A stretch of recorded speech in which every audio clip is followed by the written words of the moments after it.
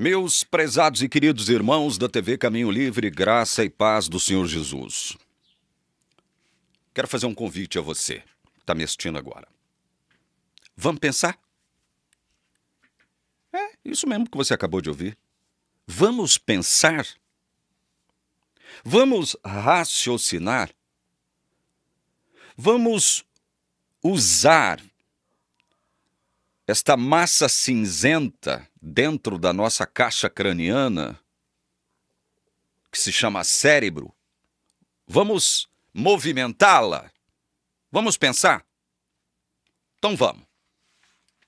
Espero que você acompanhe a minha linha de raciocínio, porque nós vamos tratar de outro erro, de outro equívoco da orientação teológica arminiana, wesleyana, que é outro erro sustentado pela teologia adventista e por todos os arminianos wesleyanos do planeta. Nós vamos ver isso aí. Primeiro eu quero ler um texto sobre o qual eles baseiam esse equívoco. Nós vamos falar dele agora, tá? Vamos lá. Eu quero ler um trecho tanto de Armínio, não propriamente de Armínio, mas uma referência a esse homem de Deus que foi o Tiago Armínio, ou Jacob Arminius, né? O homem foi um homem de Deus, né? Ninguém pode dizer o contrário, só que estabeleceu 5 pontos contrários à teologia calvinista e ficaram, tanto o Armínio quanto seus seguidores, né, que com ele concordaram, ficaram conhecidos como remonstrantes. E nos tempos modernos, os teólogos que também concordaram com seus postulados, em número de 5, os principais, ficaram conhecidos como arminianos, né? Certo? Então vamos ler um texto sobre o qual eles baseiam um equívoco teológico que é grave, que é sério, mas ao mesmo tempo ele vai desembocar em algo que nós vamos mostrar para vocês agora, que contradiz justamente o que eles afirmam. O texto principal é esse aqui. 1 Pedro, abram comigo a Bíblia. 1 Pedro capítulo 1, versos 1 e 2. Pedro, apóstolo de Jesus Cristo, aos eleitos que são forasteiros da dispersão no Ponto, Galácia, Capadócia, Ásia e Bitínia.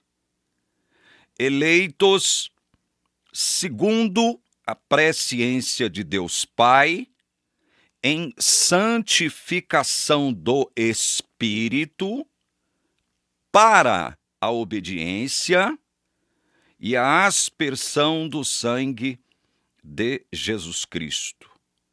Graça e paz vos sejam multiplicadas.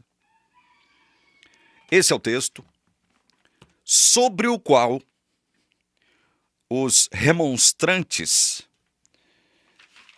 que são conhecidos como arminianos,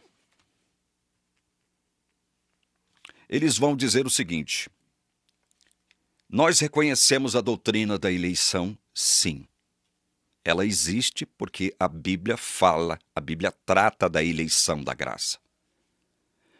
Nós só não aceitamos os pressupostos, os postulados calvinistas relacionados com esse assunto, eleição da graça.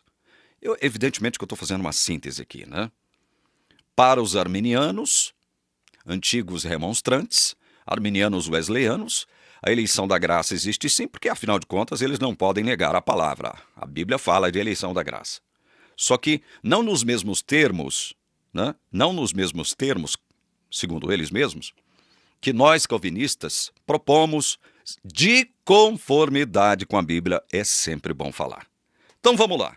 Com base nesse texto de Pedro e em outro de Romanos que nós vamos ler depois, eles vão afirmar o seguinte: olha, Deus elege sim, mas Deus elege com base na previsão de fé. Na previsão de fé. O que significa isso? Como Deus é onisciente, ele tem presciência das coisas. Deus tem presciência das coisas. Ele previu, vamos utilizar como exemplo o João e a Maria, vamos utilizar como exemplo, né? Vamos criar aqui uma hipótese com base nos postulados arminianos wesleyanos. Então vamos lá. Deus previu, estou utilizando do argumento arminiano, Deus previu que João não teria fé verdadeira em Jesus Cristo. Deus anteviu isso. Ele é onisciente, conhece o fim desde o princípio. Então Deus não elegeu João para a salvação. Deus passou por cima de João porque previu que ele, João, por meio do seu livre arbítrio, não aceitaria Cristo Jesus como seu Salvador e Senhor. Então, Deus, rejeitou esse. Ou até mesmo, João poderia afirmar para o mundo que tivesse aceito Jesus Cristo como Salvador e Senhor, fosse para uma determinada igreja, lá permanecesse, só que Deus sabe que a fé desse João, né, não é uma fé verdadeira. É como o próprio Jesus disse acerca daqueles que estão registrados ali em Mateus capítulo 7, que faziam milagres, sinais, maravilhas. No entanto, Jesus vai afirmar que Jesus, ele não os conhecia, nunca tinha conhecido esses. Então, assim, existem duas hipóteses para o João não eleito. Uma é que ele não exerceria fé de modo algum em Jesus Cristo.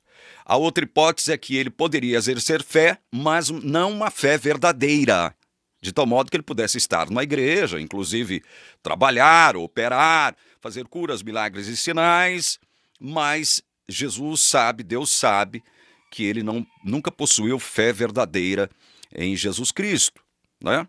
Então Deus não elege esse, porque ele anteviu. Primeiro, ou que João não teria fé, ou então que teria uma fé falsa.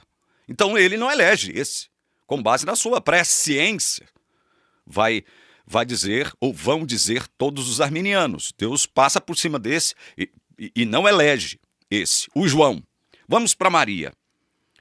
De modo contrário, Deus olha para Maria, lá na eternidade, como é exigido pela sua onisciência, prevê que Maria exercerá uma fé verdadeira em Jesus Cristo e o aceitará como Salvador e Senhor. Deus previu isso desde a eternidade. E então Deus elege Maria para a salvação, porque ele previu que Maria exerceria fé verdadeira nele. Certo? Então veja, nós temos aqui, no caso de Maria, uma eleição com base naquilo que os arminianos wesleyanos afirmam ser previsão de fé. Deus previu que Maria teria fé, então elegeu Maria. Vamos pensar? Vamos raciocinar? Vamos raciocinar? Vamos lá. Daqui a pouco nós vamos explicar o texto de Pedro. Mas vamos raciocinar de acordo com o postulado arminiano wesleyano. Escuta só. Eu vou ler bem devagarinho. Eu escrevi, botei no papel para que não possa haver dúvidas acerca do que nós vamos elucubrar aqui. Se Deus só elegeu com base na previsão de fé, é obrigatório, eu não digo será obrigatório não, no instante presente, é obrigatório admitir que esses serão salvos. Donde se conclui também que não perderão sua salvação. Portanto, o destino desses que foram objetos da eleição divina, pelo fato de Deus ter antevisto que exerceriam fé verdadeira nele, o destino desses já está o quê? Determinado. Já está determinado. Veja, eu não estou excluindo aqui a hipótese do livre-arbítrio de vocês não, tá, arminianos? Não estou excluindo a hipótese de vocês não. O destino desses já está determinado. Deus não anteviu que Maria exerceria fé nele e por isso não elegeu Maria? Então Maria está salva e não poderá perder a sua salvação. Por quê? Porque Deus anteviu que ela exerceria fé verdadeira em Jesus por meio do seu suposto livre-arbítrio e, portanto, a elegeu para a salvação. O destino dela já está o quê? Determinado, traçado. Ou vocês irão discordar disso, arminianos wesleyanos? Vocês terão uma disfarçatez de discordar dessa linha de raciocínio? Que é uma consequência lógica dos seus postulados, ou do seu postulado, acerca da previsão de fé? Do mesmo modo, vamos para João agora. Aqueles que não foram eleitos porque Deus previu que não exerceriam fé nele, ou exerceriam uma fé falsa nele, jamais se salvarão. Deus não elegeu esses, porque ele previu que João não exerceria fé, ou exerceria uma fé falsa em Cristo. Deus não elegeu. Semelhantemente, o destino desses, a quem Deus não elegeu, também já está traçado. Eu, na verdade, o destino já está traçado. Vocês criaram um argumento com base numa interpretação equivocada do texto de Pedro, daquele outro texto de Romanos capítulo 8, que eu vou ler agorinha. Vocês criaram um pressuposto com base num equívoco interpretativo. E agora vocês vão desembocar nas mesmas conclusões que nós calvinistas chegamos com relação à eleição da graça. Somente os meios diferirão, né? Diferirão. Porque nós admitimos que Deus elege segundo a sua vontade. Por isso a eleição é incondicional. Por que é incondicional? Porque todo ser humano na face da terra, do ponto de vista espiritual, quando chega à terra, enquanto carne, ele é igual, não há diferença espiritual entre ser humano e ser humano. Todos estamos aqui, como diz Paulo aqui, olha. Vamos lá. Romanos capítulo 3, verso 9. Eu vou ler só um versículo para a gente andar rápido aqui, porque eu tenho muita coisa para ler para vocês aqui, tá? Especialmente da Bíblia. Romanos 3, 9, Paulo diz assim: que se conclui, temos nós qualquer vantagem? Não, de forma nenhuma, pois já temos demonstrado que todos, veja, esse todos aqui é um todos absoluto, judeus e gentios, sem exceção, todos, tanto judeus como gregos, tá vendo só? Tanto judeus como gregos, estão debaixo do pecado. Então não há diferença espiritual no ser humano quando ele chega a esse mundo enquanto carne. Não há diferença. Todos nós estamos, do ponto de vista espiritual, em igual condição diante desse Deus maravilhoso. E que condição é essa? É como Paulo afirma em Efésios, capítulo 2, verso 1. Ele vos deu vida estando vós mortos nos vossos delitos e pecados. Veja, essa é a condição que nos iguala. Estamos mortos para Deus. Quando nós chegamos a esse mundo, chegamos nessa condição de mortos para Deus, debaixo do pecado, debaixo do pecado. Então não há diferença espiritual essencial entre um ser humano e outro. Como vai admitir, se eu tiver tempo eu vou ler o pensamento aqui do Wesley, né? De Wesley acerca disso, sobre a eleição. Então, primeiro tem esse detalhe, né? Então eu raciocinei com vocês aqui, utilizando-me da hipótese de João e Maria, para mostrar para vocês quão incoerente é o pressuposto arminiano sobre a questão da eleição. Agora vamos à explicação do texto de 1 Pedro. Eu já trabalhei essa questão aqui, mas não custa nada a gente trabalhar de novo. Pedro, apóstolo de Jesus Cristo, aos eleitos, que são forasteiros da dispersão no Ponto, Galácia, Capadócia, Ásia e Bitínia. Veja, havia eleitos em todos esses lugares.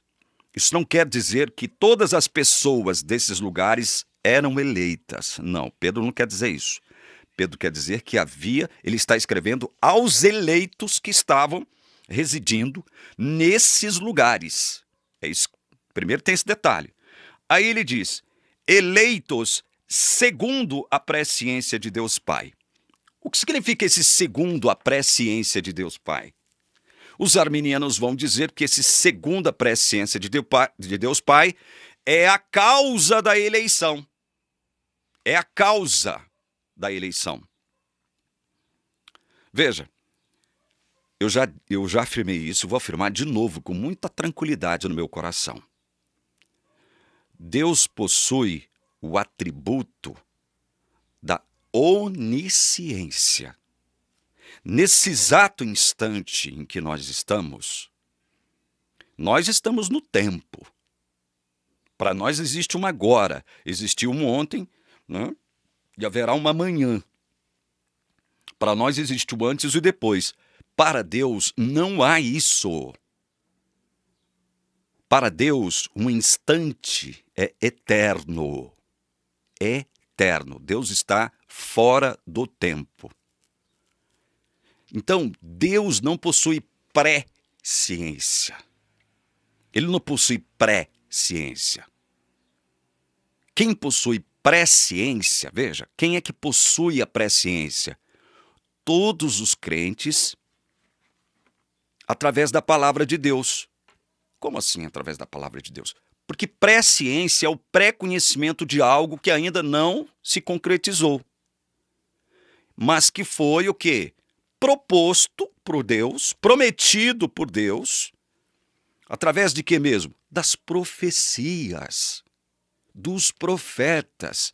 Deus se utilizou dos profetas como uma causa secundária,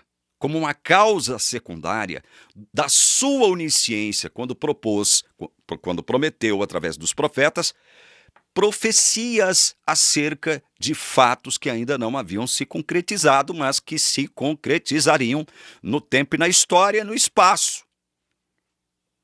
Então, essa presciência a qual Pedro se refere aqui, não é a presciência causal.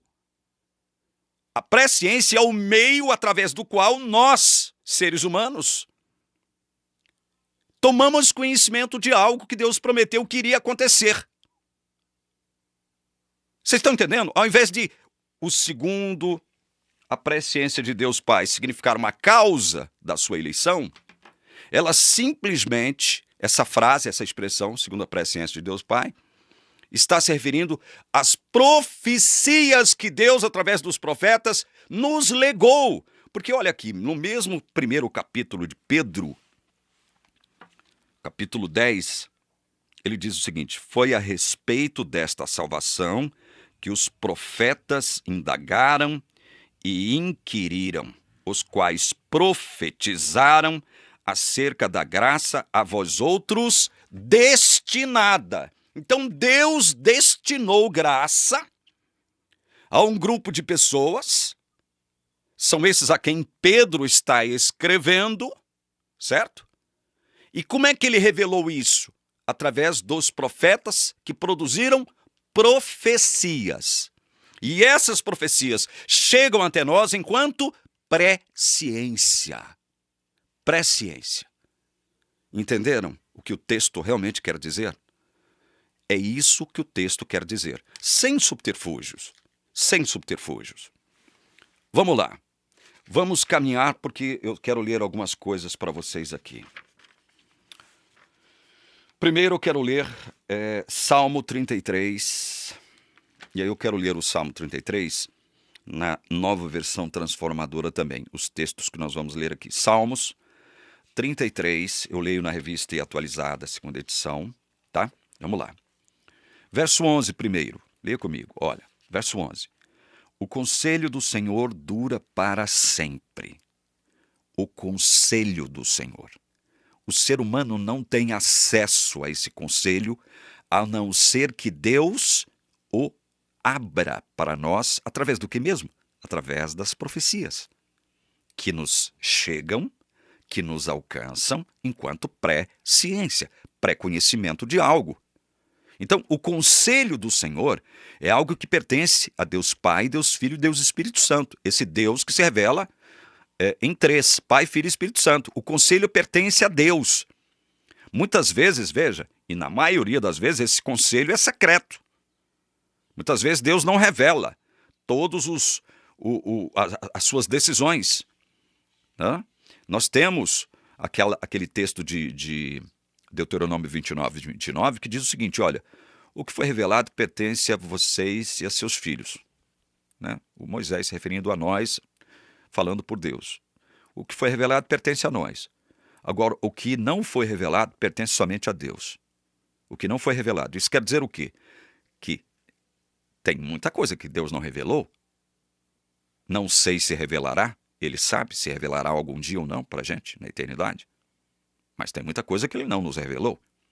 Né? Permanece secreto para nós. Então, olha, o conselho do Senhor dura para sempre.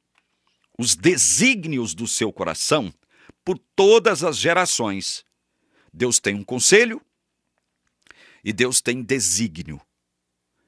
Os desígnios do seu coração por todas as gerações. Os desígnios de Deus não se alteram, não mudam, permanecem os mesmos. Olha o verso 14 e o verso 15. Lê comigo.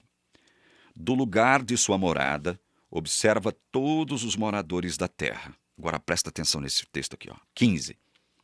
Ele, referência a Deus, que forma o coração de todos eles, que contempla todas as suas obras.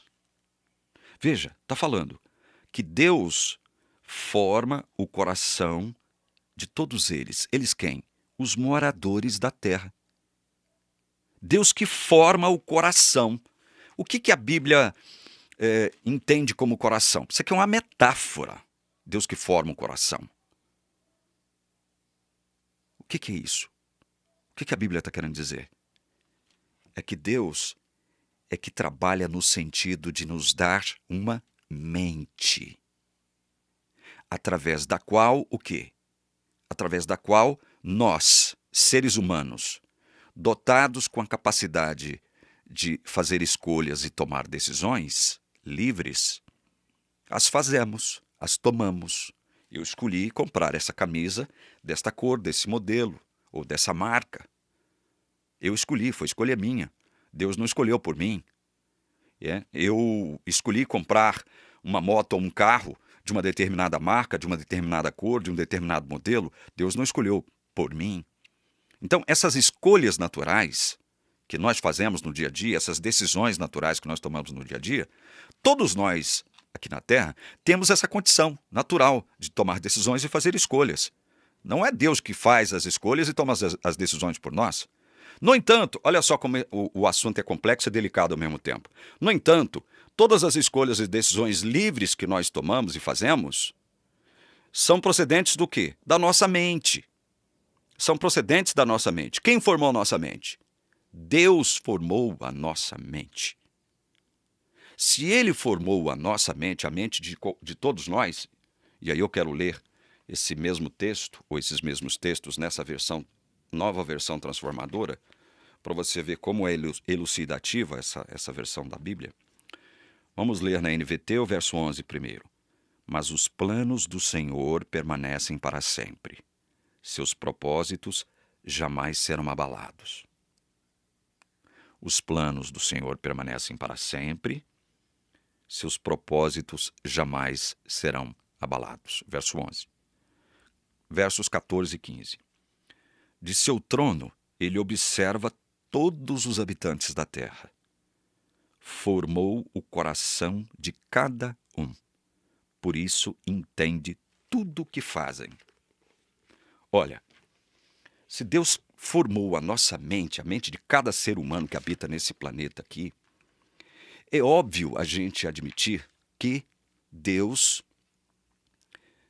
conhece, Deus sabe o que nós faremos através da nossa livre agência, ou seja, através da nossa capacidade de decidir e escolher. Deus sabe que tipo de decisão, que tipo de escolha nós faremos livremente, sem sermos coagidos por Deus. Agora, o fato de não sermos coagidos ou forçados ou violentados por esse mesmo Deus não significa que Deus é passivo na história. Porque se você admite que Deus fica esperando uma iniciativa sua, se você admite isso, como é o caso dos arminianos wesleyanos, né, admitirem isso, não, Deus não interfere, Deus não intervém, ele fica à espera da sua decisão e escolha por ele mesmo. Olha, se fosse assim mesmo, Deus esperaria toda a eternidade e jamais nenhum ser humano tomaria por si mesmo, de forma natural, enquanto carne, uma decisão em direção a Deus. Nenhum ser humano. Eu quero ler um pensamento de um teólogo. Esse pensamento me ajudou a entender muita coisa acerca dessas e outras questões. São questões relacionadas, estão associadas a isso que nós estamos estudando. Então presta atenção. No livro Conhecimento da Vontade de Deus, um teólogo chamado Langston diz o seguinte, presta atenção nisso aqui. Se Deus sabe qual possível pessoa ele torna atual, ou seja, ele cria, não? Se Deus sabe qual possível pessoa ele torna atual, como é exigido por sua onisciência, ele tem de desejar a existência tanto da pessoa quanto das ações que a pessoa atualizará, dessa maneira, incluindo na vontade divina todas as ações livres das criaturas.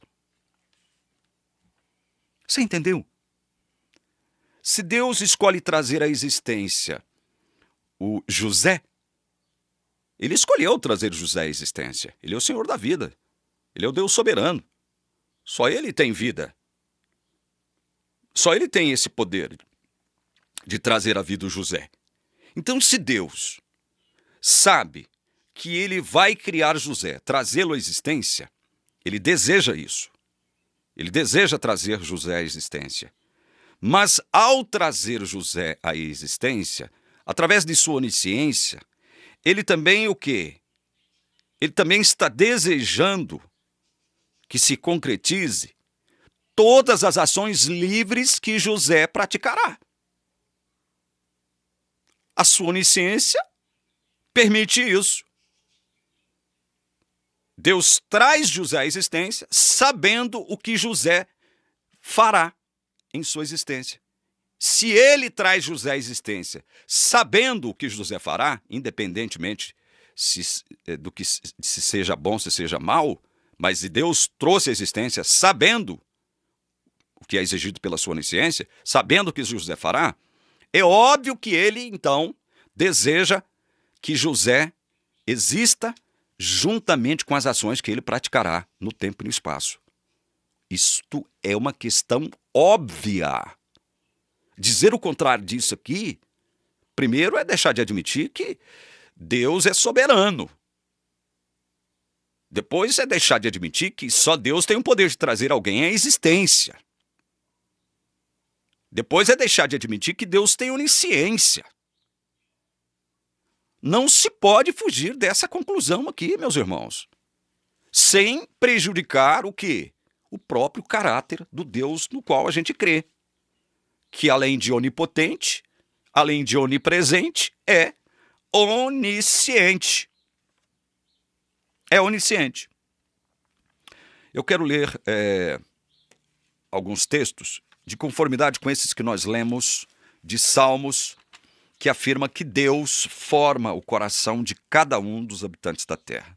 Ele forma a mente de cada um. Se ele forma a mente de cada um, esse pensamento do teólogo chamado Langston aqui, ele tem grande força, adquire grande força, porque Deus, então, quando traz alguém à existência, Deus, evidentemente, como é exigido pela sua onisciência, né, traz também à existência. Ele deseja trazer à existência, ele deseja atualizar, por meio de José, todas as ações livres que José praticará. Simples assim. Olha só. Leiam comigo Jeremias, capítulo 24, versículo 7. Jeremias 24, 7. Dar-lhes-ei coração para que me conheçam, que eu sou o Senhor. Veja. Deus falando, dar-lhes-ei coração para que me conheçam que eu sou o Senhor. Eles serão o meu povo e eu serei o seu Deus. Porque se voltarão para mim de todo o seu coração. Veja, se voltarão para mim de todo o seu coração, porque antes Deus deu um coração que se voltasse para ele. Porque se Deus não dá um coração para mim e para você, para que nós, através do nosso coração, possamos voltar a Deus, nós não voltaremos para Deus. Nós não voltaremos para Deus. Você está entendendo? Então veja, o texto está afirmando aqui duas coisas. Deus ativo, não só propondo, mas fazendo algo, efetivando algo.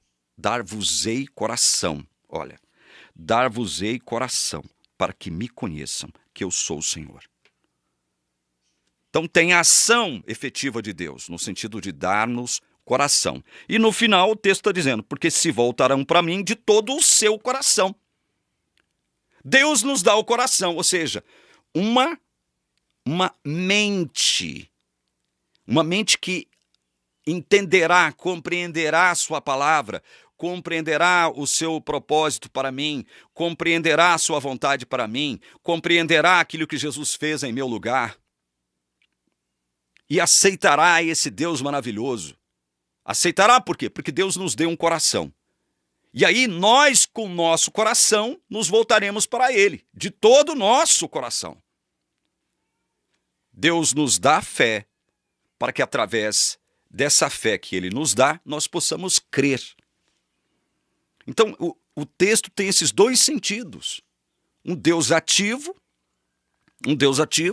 que intervém na história e que influencia, Ele não coage. É preciso dizer isso aqui todo o tempo, porque se vocês observam os comentários dos meus vídeos aqui, vocês vão ver que a quantidade de idiotas, imbecilóides e ignorantes que escrevem na seção de comentários aqui dos meus vídeos é impressionante. Você pode pegar a palavra, rasgar a cabeça deles, colocar lá dentro, que eles ainda assim não vão entender. Ainda assim vão fazer questão de errar, de tropeçar na palavra, né? Então nós temos aqui essa dupla atividade. Deus agindo para que o ser humano possa agir em sua direção. Se Deus não age no sentido de dar um coração para mim ou para você, nós nunca nos voltaremos para Ele de todo o nosso coração.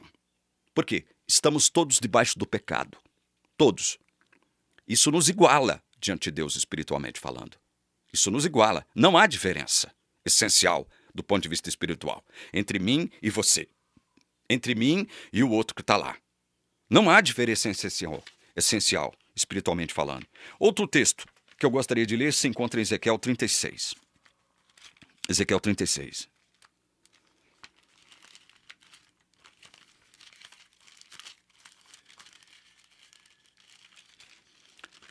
Ezequiel 36, versos 26 e 27. Escuta. Dar-vos-ei coração novo, e porei dentro de vós espírito novo.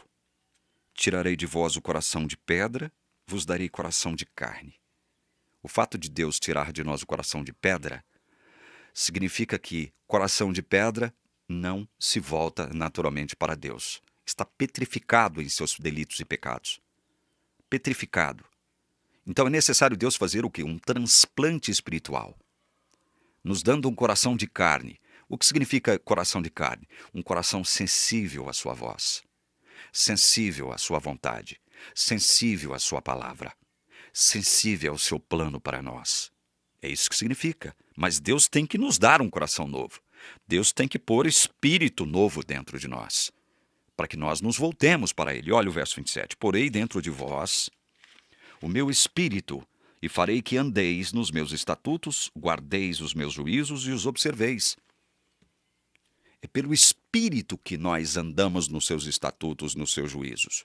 É pelo Espírito que nós observamos tudo isso. Nós temos dito isso. Mas antes, Deus tem que nos dar um coração novo, pôr dentro de nós o Espírito Santo. Vocês estão entendendo, gente? Olha aqui. Vamos caminhar. Vamos ler outro texto aqui em Gênesis. Gênesis, eu quero ler capítulo 41, verso 32. O que acontece nesse capítulo 31 aqui? É José, aquele José que foi lá para o Egito, que foi maltratado pelos irmãos, vendido como escravo e tal. Esse José é maravilhoso, um homem maravilhoso, um homem de Deus. Esse José, então, está interpretando o sonho para Faraó. Vocês conhecem a história, nós não vamos entrar dentro da história, porque senão a gente perde muito tempo. José, então, interpreta o sonho para o Faraó, né? Os dois sentidos, os dois sonhos.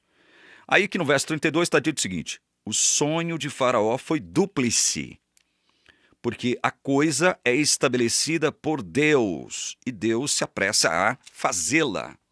Veja, esse sonho foi presciência. E quem é que destrinchou esse sonho e tornou esse sonho como presciência vinda de Deus? José. Deus, então, deu o quê? Deu presciência, deu profecia. Mas o que Deus propôs através do sonho, ele iria fazer. A Bíblia diz que ele iria fazer. Deus não fica à mercê da atitude do ser humano. Não. O texto é bem claro nesse sentido. Outro texto que nós gostaríamos de ler. 2 Crônicas 25:16. Vamos lá? 2 Crônicas 25:16. Estamos lendo alguns textos aqui a título de exemplo apenas. 2 Crônicas 25:16.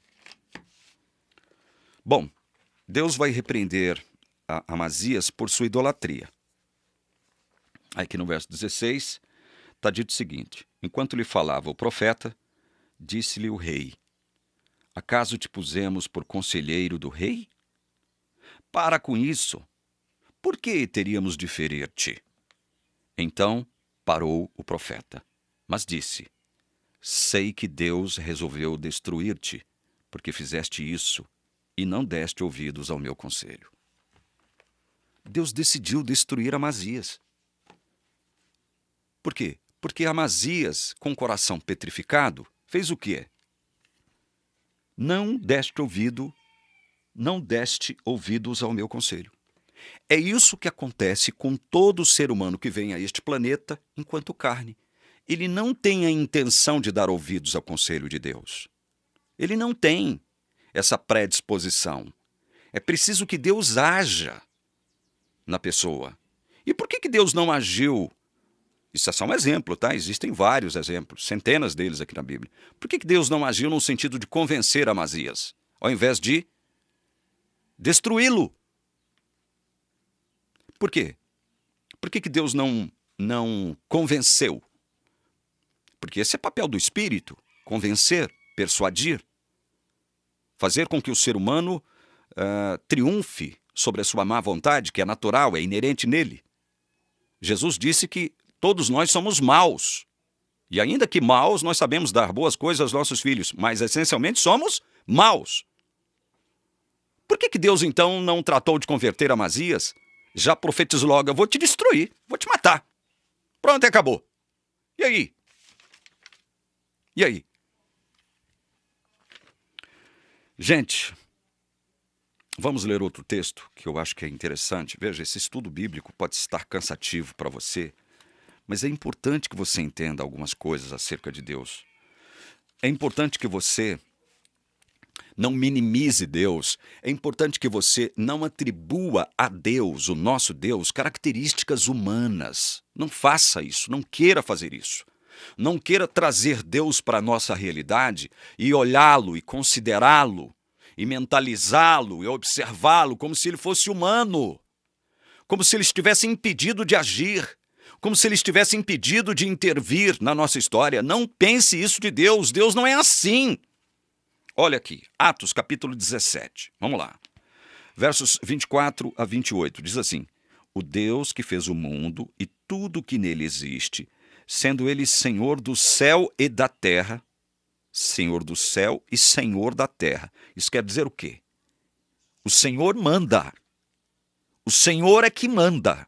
E não pode haver dois senhores. Você não pode servir a dois senhores. Você não pode ser senhor de si mesmo. Porque se você se apresentar diante de Deus, dizendo o seguinte: eu tenho livre-arbítrio, sou eu que decido, pronto, acabou, porque Deus não me violenta, Deus não me coage, né? E realmente Deus não violenta você, Deus não vai coagir você de forma nenhuma. Se ele tiver bons planos para você, ele vai te convencer, ele vai te persuadir, mas não te coagir. Ele vai te influenciar. Isso chama-se premoção. Premoção é o fato de Deus intervir, influenciando o seu coração para que você cumpra a sua vontade. Deus tem que agir, Deus tem que intervir em você. Dar um coração novo para que você, então, se volte para Ele de todo o seu coração. Senão você não se voltará para Deus de todo o seu coração. O Deus que fez o mundo e tudo que nele existe, sendo Ele Senhor do céu e da terra, Ele é Senhor da terra. Senhor, é Ele que é Senhor, não pode haver dois senhores. Não habita em santuários feitos por mãos humanas. Veja, não habita em santuários feitos por mãos humanas. Nem é servido por mãos humanas, como se de alguma coisa precisasse. Deus não precisa de nada de mim, que venha de mim nem de você. Nada. Absolutamente nada. Pois Ele mesmo é quem dá a todos, é quem a todos dá vida. Olha, lembra-se daquele pensamento que eu li aqui do Langston? Se Deus deseja trazer à existência, vamos aqui nominar alguém, José. Se Deus deseja trazer José à existência, e Deus sabe que José virá à existência, como é exigido pela sua onisciência, Ele também desejará que José concretize todas as suas ações livres. E Deus sabe quais ações, quais decisões José, que Ele vai trazer à vida, tomará e fará. Deus sabe de antemão. A sua onisciência permite isso. Então, olha, a todos da vida, respiração e tudo mais. De um só fez toda a raça humana para habitar sobre toda a face da terra. Coisa que o Espiritismo aqui não admite, né? Que nós viemos de Adão. Só dele. Todos nós viemos de um só.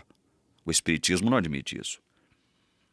Havendo fixado os tempos previamente estabelecidos e os limites de sua habitação.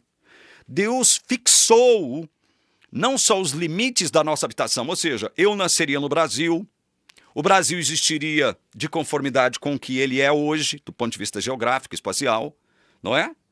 Deus determinou o tempo de tudo, o tempo da minha existência, o tempo da sua existência. Deus determinou a existência da China, onde ela está, da Mongólia, onde ela está, da África, onde ela está, dos Estados Unidos, onde ele está. Deus determinou tudo isso, fixou. Ele é soberano, ele tinha todo o poder, como fez isso.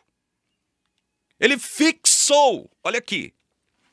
Deus, havendo fixado os tempos previamente estabelecidos e os limites da sua habitação. Deus tem um controle do tempo e do espaço. Deus tem um controle da história, meu querido irmão. Não é você com seu livre-arbítrio que é senhor do seu destino. Se você admite que você é senhor do seu destino, você está excluindo o senhorio de Deus sobre você. Você não pode servir a dois senhores. Já dizia Jesus. Agora, se você se apresenta diante de Deus como senhor do seu destino, você está excluindo Deus como senhor de sua vida. Pense nisso, pense, raciocine. Aí, por último, no verso 27, né? Para buscarem a Deus, se porventura tateando o possam achar, bem que não está longe de cada um de nós, pois nele vivemos e nos movemos e existimos, como alguns de vossos poetas têm dito, porque dele também somos geração. Veja, nele, em Deus vivemos, nos movemos em Deus e existimos em Deus. Isso aqui é universal. Todo ser humano se move em Deus, existe em Deus, né? Vive por meio de Deus. Agora, Deus tem o mesmo propósito para todos? Como a Bíblia deixa claro, não. A Bíblia deixa claro que não. Aí, por entendermos isso, que Deus não deseja o mesmo bem para todos, nós vamos considerar Deus injusto? Porque é disso que vai ou vão nos acusar todos os arminianos wesleyanos. Nós, calvinistas, fazemos com as nossas crenças, os nossos dogmas, nós tornamos Deus injusto e autor do pecado. Nunca entenderam de fato o que o calvinismo propõe. Nunca entenderam. Gente, deixa eu ler aqui mais alguns textos. Eu prometo que eu não vou me delongar muito mais. Mas já que nós estamos aí em Atos, Vamos para Atos capítulo 2, verso 23. Capítulo 2, verso 23. Atos diz assim: sendo este, é Jesus, tá? Este aqui. Sendo este entregue pelo determinado desígnio e presciência de Deus, vós o matastes, crucificando-o por mãos de iníquos. Observem só o que este texto está dizendo. Deus predeterminou entregar Jesus. Entregar para quem? Para essa gente que o matou. Veja, sendo este entregue pelo determinado desígnio e presciência de Deus. Houve um determinado desígnio ao mesmo tempo em que houve o quê? Presciência de Deus. Por que houve presciência de Deus, apesar de ter havido antes determinado desígnio? Houve vontade de Deus, houve propósito imutável de Deus em relação a isso, de entregar seu filho para morrer por nós. Mas houve presciência, aliado ao determinado desígnio. Por que houve presciência? Porque houve profecia, dizendo que isso aconteceria.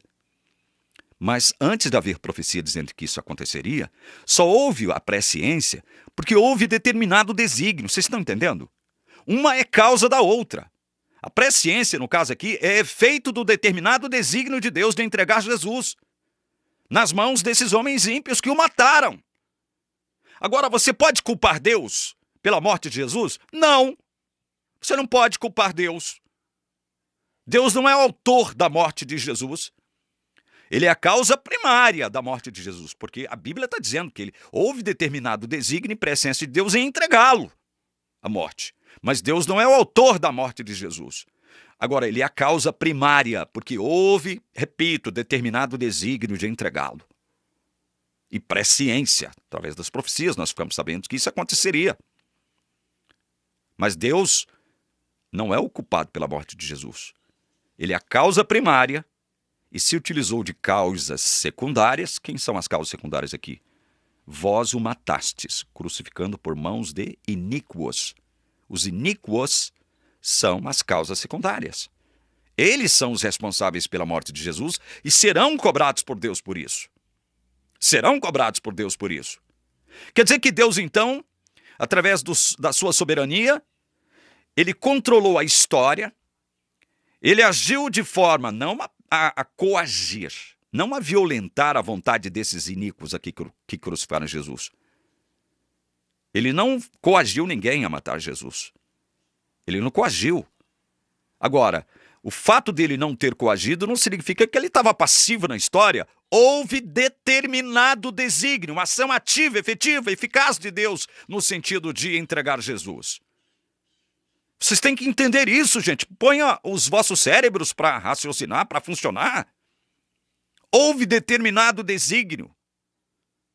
Deus causa primária, mas não é autor do pecado. Não é autor da morte de Jesus, não pode ser responsabilizado pela morte de Jesus. Os iníquos são as causas secundárias. Eles são os responsáveis pela morte de Jesus e serão cobrados por isso.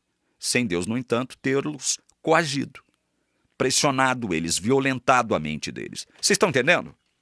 Tudo o que esses iníquos fizeram, no sentido de levar Jesus à morte, foi feito segundo a espontaneidade dos seus corações endurecidos, petrificados e mortos para Deus. Essa gente estava toda morta para Deus. Estão entendendo? Isso é algo fácil de explicar? Não, não é. Mas a Bíblia está dizendo que foi assim. E se a Bíblia está dizendo que foi assim, quem sou eu para tentar distorcer o texto? Porque a minha orientação teológica, com medo de distorcer o caráter de Deus, não vai aceitar o que está escrito da forma como está escrito. Olha o outro texto. Atos, capítulo 4, versos 27 e 28. Porque verdadeiramente se ajuntaram nesta cidade contra o teu santo servo Jesus, ao qual ungiste Herodes e Pôncio Pilatos, com gentios e gente de Israel, para fazerem tudo que a tua mão e o teu propósito predeterminaram. Deus é o culpado da morte de Jesus? Não. Deus predeterminou a morte de Jesus? Sim. Sim. A Bíblia está falando. Predeterminou.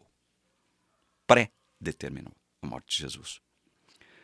Como causa primária, ele pré-determinou a morte de Jesus. Como causa secundária, quem foram os responsáveis pela morte de Jesus? Herodes, Pôncio Pilatos, gentios e gente de Israel. Esses serão cobrados pela morte de Jesus, muito embora Deus tenha pré-determinado que eles matassem o seu filho. E aí?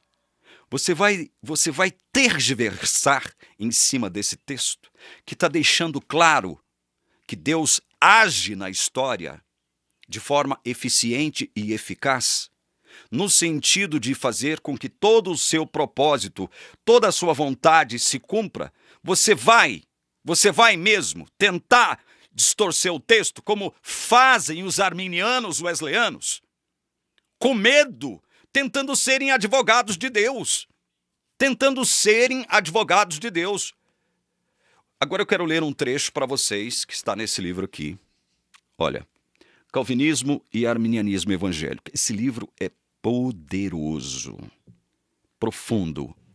Esse livro é poderosíssimo para mostrar para vocês todos os equívocos teológicos dos arminianos wesleyanos. Todos.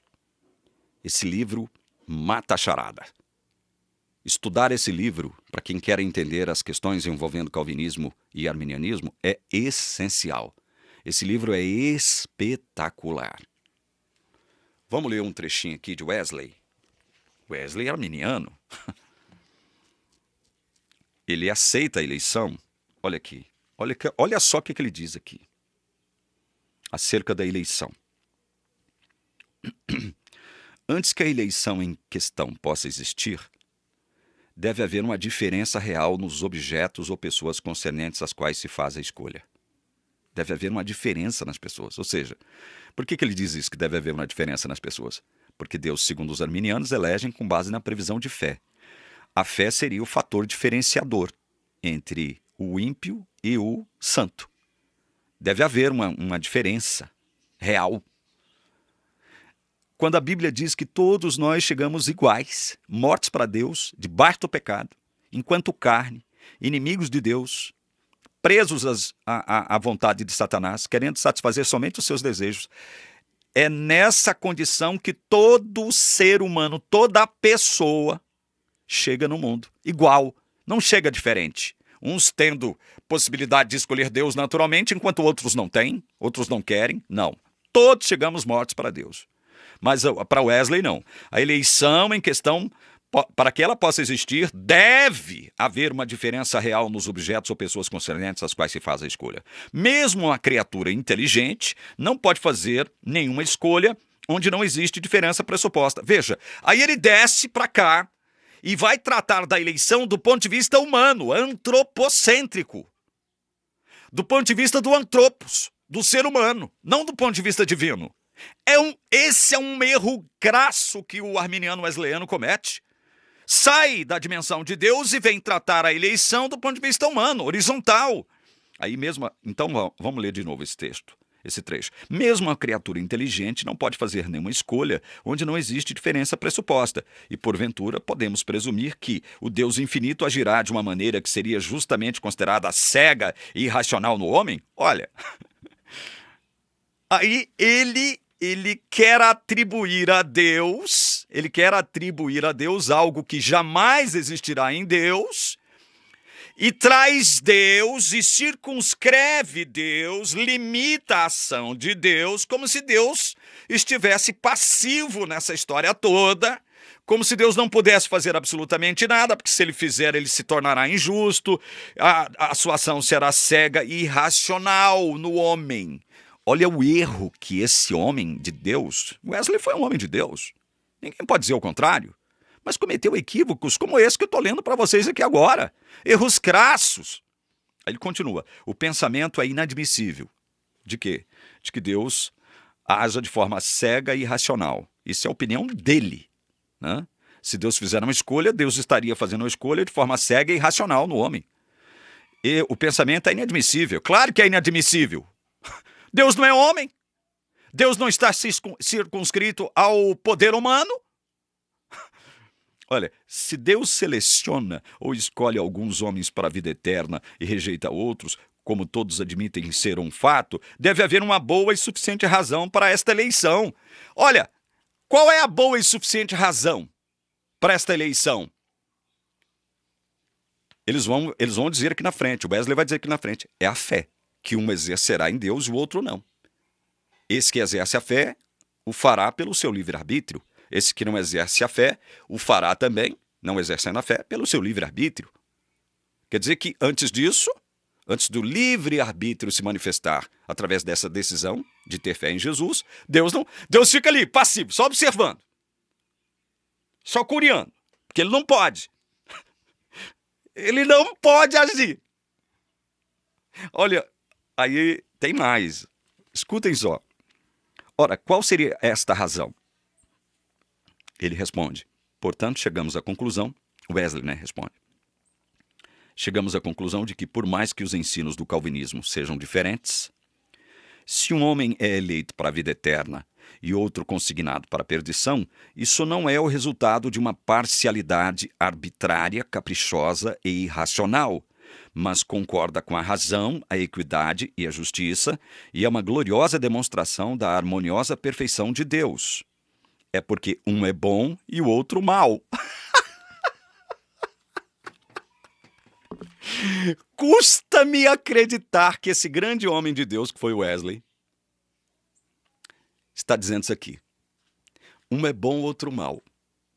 Eu queria saber de onde ele tirou que um homem natural pode ser bom diante de Deus. Naturalmente bom. Jesus disse o contrário, Sr. Wesley, se ele tivesse vivo aqui. Nós somos maus. Nós somos maus. Nós nascemos no pecado. Estamos debaixo do pecado. A nossa carne para nada aproveita. Nossa carne é inimiga de Deus, Sr. Wesley. Não pode se sujeitar à lei de Deus. É impossível. Não pode agradar a Deus. Pende para a morte. Estamos mortos para Deus, presos na vontade do diabo. O valente nos prende. É preciso que alguém amarre o valente, como disse Jesus em Mateus 12, Sr. Wesley, para nos sacar da mão do valente, porque senão nós não sairemos de lá, das mãos, das amarras do valente. Aí o Sr. Wesley vem dizer que Deus faz a escolha com base em quê? Na bondade de um e na maldade de outro. Um é justo e o outro injusto. Um é crente e o outro incrédulo. Ou um é obediente e o outro rebelde. Estas são as distinções que a razão, a justiça e a escritura reconhecem. E podemos descansar seguros de que estas são as únicas distinções que Deus considera ao eleger seu povo para a glória e sentenciar os perversos para a perdição. Isto aqui é risível! Risível! Isto é risível. Se Deus não age no ser humano, se ele não inicia a obra, como diz Filipenses 1,6, e completa a obra, coisa que ele está fazendo hoje, completando a obra, nenhum ser humano seria salvo. Se Deus não faz isso que nós afirmamos através da Epístola aos Filipenses, capítulo 2, verso 13, porque Deus é quem efetua em vós tanto querer como realizar, ninguém seria salvo. Todos nós chegamos iguais, em condições iguais nesse planeta. Não há diferenciação. Deus não faz escolhas com base na previsão de fé. Aí eu leio, por último, para encerrar o vídeo, um outro texto sobre o qual os arminianos wesleyanos escorregam feio. Fazem uma interpretação tendenciosa e equivocadíssima, como sempre. Romanos 8, 28, 29 e 30. Sabemos que todas as coisas cooperam para o bem daqueles que amam a Deus. Todas as coisas, boas e más. Todas as coisas, sem exceção, cooperam para o bem daqueles que amam a Deus. Paulo está falando de um tipo de gente aqui, dos que amam a Deus. Dos que amam a Deus. Em relação aos que amam a Deus, todas as coisas cooperam para o bem, inclusive as ruins, inclusive as muito ruins, inclusive as coisas más. Coisas más acontecem com pessoas que amam a Deus. Mas todas essas coisas cooperam para o bem, no final de tudo. Redundará, convergirá em bem. Daqueles que são chamados segundo o seu propósito. São chamados segundo o propósito de Deus, não segundo o seu livre-arbítrio. São chamados segundo o propósito de Deus, não segundo o seu livre-arbítrio. É esse propósito que a Bíblia diz ser imutável, propósito de Deus, que faz com que o chamado nos alcance. 29. Porquanto aos que de antemão conheceu, para nós, isso aqui chega enquanto presciência, mas para Deus é onisciência. Porque Deus não tem pré nem pós. Deus está na eternidade. Deus não tem presciência. Deus tem onisciência. E é por meio da sua onisciência que ele fez o quê? Em relação a nós. Porquanto aos que de antemão conheceu, também os predestinou para serem conformes à imagem de seu Filho, a fim de que ele seja o primogênito entre muitos irmãos. Veja, Deus não nos predestinou a esses que ele pré-conheceu. Ele não os predestinou porque previu que eles seriam alguma coisa. Não foi por isso. Não é isso que o texto está dizendo, viu, arminianos, wesleyanos? Deus que pré-conheceu esses a quem ele predestinou, ele o fez com um propósito. Qual é o propósito? Para serem conformes à imagem de seu Filho. Deus os predestinou para serem esses a quem ele pré-conheceu. Esses, somente esses, não todos, a fim de que ele seja o primogênito entre muitos irmãos. E o verso 30, e aos que predestinou, veja que existe aqui vontade, propósito de Deus específico sobre um grupo de pessoas. Primeiro, pré-conheceu, conheceu de antemão, né? Depois o quê? Predestinou para serem conformes à imagem de Jesus. Predestinou para, não porque seriam, já eram, não. Foi para serem conformes à imagem de Jesus. Então, aos que predestinou, a esses somente. A esses também fez o quê? Chamou. E aos que chamou, veja, aos que chamou, a esses também justificou. E aos que justificou, a esses também glorificou. Você poderia dizer isso de toda pessoa da face da terra? Veja, há uma especificidade aqui. Há um grupo específico aqui que foi objeto do pré-conhecimento de Deus, da predestinação de Deus, do chamado de Deus, da justificação de Deus, da glorificação de Deus, tudo de Deus. Com que propósito? Para que nós fôssemos conformes à imagem de Jesus. Para sermos conformes. Não porque seríamos conformes. Então a predestinação, ela tem um propósito. É para que nós sejamos conformes à imagem de Jesus. Portanto, Deus nos predestina incondicionalmente. É de acordo com a sua vontade. E Paulo está falando de quem aqui? Ele está falando desse povo aqui, ó. Aí mesmo em Romanos 8, versículo 33. Quem intentará acusação contra os eleitos de Deus? É Deus quem os justifica. Quem que pode nos acusar? Se é Deus que nos justifica. Nós, eleitos. Veja, Paulo está falando de gente eleita, não de candidatos ao céu. Não existe esse negócio de candidato ao céu, como Ellen White fala. Todos nós somos candidatos ao céu. Todos nós somos. Então, eu vou encerrando por aqui. Vocês acham que eu fechei esse assunto? Que eu lacrei? Acabei? Eu só estou arranhando a superfície desse assunto aqui. Só arranhando. Vamos ficando por aqui. Rogando as bênçãos de Deus sobre você que assistiu esse vídeo até o final, para que Deus unja a sua mente, para que você possa cada vez mais compreender a sua palavra, introjetá-la em seu coração e viver por ela. Em nome de Jesus. Amém.